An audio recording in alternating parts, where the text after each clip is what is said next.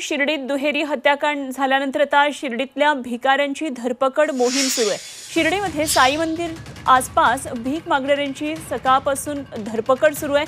100हून अधिक महिला आणि पुरुष भिकारी सध्या पोलिसांच्या ताब्यात आहेत। शिर्डी पोलीस, शिर्डी नगर परिषद आणि साई संस्थांच्या वतीने ही एकत्रित कारवाई करण्यात आली आहे। संपूर्ण माहिती आणि वैद्यकीय तपासणी करून या भिकाऱ्यांची चेंबूर आणि विसापूर भिक्षकरू गृहामध्ये रवानगी करण्यात येणार आहे। शिर्डीतल्या या कारवाईबाबत आढावा घेतलाय आमचे प्रतिनिधी कुणाल जमदाडे यांनी।